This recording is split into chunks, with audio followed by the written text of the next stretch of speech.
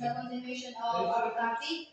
And kaning ang topic is one ang subtopic para sa among topic na taking and relaying orders. So my assigned topic is all about relaying and processing orders.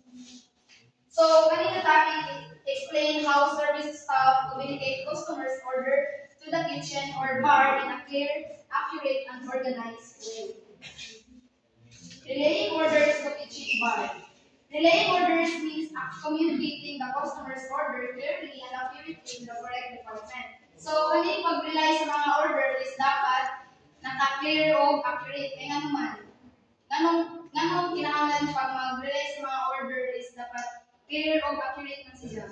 Kung namating mo atong report kay Arian. Nga naman, kay para sa avoid confusion. So, join mga key practices sa pag-relay sa mga orders. So, una, use standardized verbal relay. Clear, consistent wording when relaying orders. So, dapat, pag magkuhan ka, hatag ka, mag-deliver ka sa orders, dapat naka-clear dito siya para avoid ang mga mistakes sa imong hatag sa customer. Then, send the order via POS or order slip. So, kung di mo niresyon na gawin na ang POS, para sa dyan ang point of sale. Na sa dyan, if ever kaya ang manual slip, dito i-diretso sa dyan sa ang computer dito i-code. Na ensures written accuracy and proper documentation. Kaya namdam ko isahay pag sa manual slip procedure, dyan mga pasiguro dito nga lisod subzone para i-final siya sa computer na IPOS. Then avoid miscommunication. Repeat orders back to guests to confirm. So, ang mga waiter jud pag mag-serve sila, i-jud lang i-repeat nila kay para avoid ang mistakes na i-deliver. For example, mayroon sila nga say 1 chicken adobo, no rice. Instead, mayroon lang sila nga chicken lang. Ilang tutuhon kay para avoid ang miscommunication, avoid ang kanang mali ang ilang paghatag. Then, let's proceed to communication tools used. To ensure smooth workflow, different communication tools are used such as POS system. Motong ginong tagay ng POS system encodes orders electronically for kitchen or bar. Then, ang order slips mo ng manual writing of orders when POS is not available. If ever wala ang kanang POS, naghapon sila yung isuya dito sa manual slip. Kanang kuan daw kanang gamay kasi jam kuan ng notes dito nila isuya.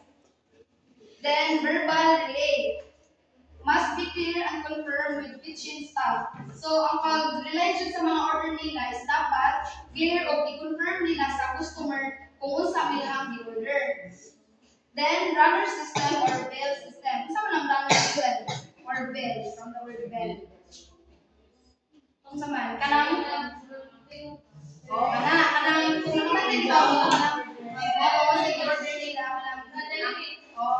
di ba mo, bell man kung ikaw na ang magkuha, alert staff when orders are ready, kanang naka-prepare na ang order. Then, nakakasa standard format of relaying orders.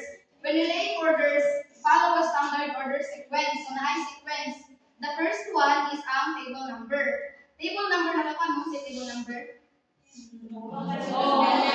Para sa bilyas ka na ipasay mo para dili maglibog ang mag-serve kung, for example, 7, kanina number dito dyan.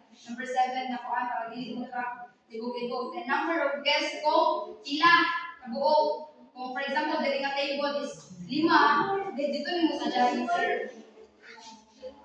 Then first order. Dapat siya ng appetizer ba, main dish, and dessert. Kung sa kuan sa customer. Then, i-ask ninyo sa special request for allergies. If ever ka ng customer na sa allergy nga na.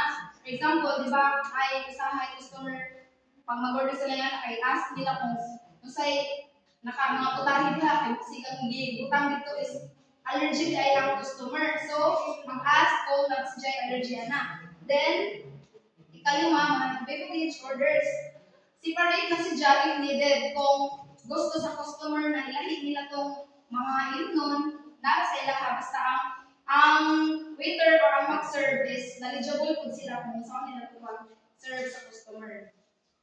Then, coordination with other departments. So, di ba ano sa job, dapat coordinate man pag mag-order sa mga staff.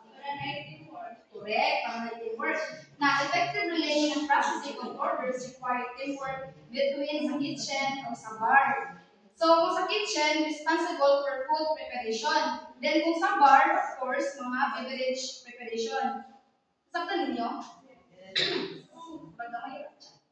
Next is ang cashier o ang runner. So, ang cashier, of course, mamanay magpuan sa mga receipt. May mag-manage, then ang runners, may mag-deliver sa food o mag-assist sa table service.